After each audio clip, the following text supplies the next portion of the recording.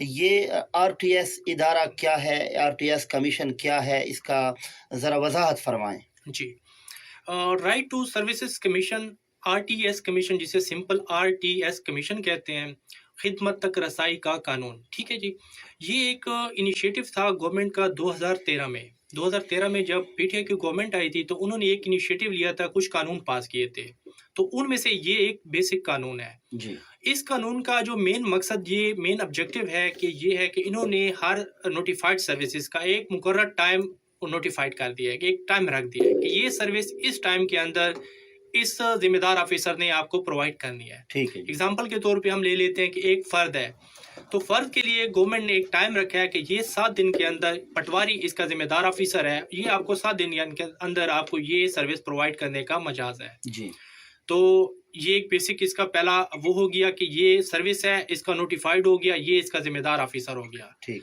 تو یہ بات یہاں تک نہ رکی، بلکہ اس کے بعد اگر وہ ذمہ دار آفیسر اس مقرر ٹائم میں وہ سروس آپ کو مہیا نہیں کرتا یا پرووائڈ نہیں کرتا یا ڈیلے کرتا ہے یا کسی اور قسم کا مطلب اس کام میں ٹرانسپیرنسی نہیں لے آتا، مطلب ہے کہ وہ کچھ ایکسٹرا آپ سے کچھ طلب کرتا ہے، کچھ پیسے مانگتا ہے، یا اس طرح کا کچھ بھی ایسا ہے کہ جس کی وجہ سے وہ سروس آپ کو نہیں مل پاتی، جی تو اس کے خلاف پہلی اپیل آپ اس کے ہی اپیلیٹ اتھارٹی کو کریں گے۔ یہ آپ بالکل کلیئر کر لیں اپنا، ٹھیک ہے؟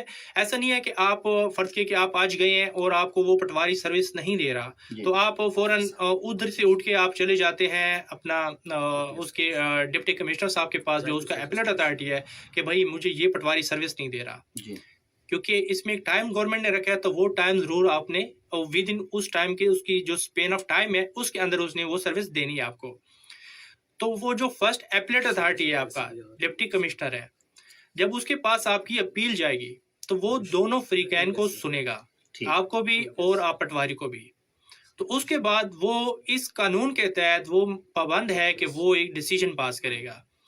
اس ڈیسیجن کی بیس پہ اگر وہ دیکھتے ہیں کہ وہ اس کا جو آفیسر ہے ذمہ دار پٹواری صاحب ہے وہ کوتاہی کی ہے، اس نے جان بوجھ کے کسی وجہ سے وہ سروس نہیں پرووائڈ کی اور ٹائم پہ نہیں کر پایا اور یہ بار بار ریپیٹ کر رہا ہے، تو ایکٹ اس میں یہ کہتا ہے کہ اس کے اوپر اس کا جو اپیلیٹ اتھارٹی ہے 500 سے لے کے 25,000 روپے تک انیشل جرمانہ کرے گا۔ ٹھیک ہے جی۔ ٹھیک ہے جی، یہ اس کا بیسک فنکشن ہے۔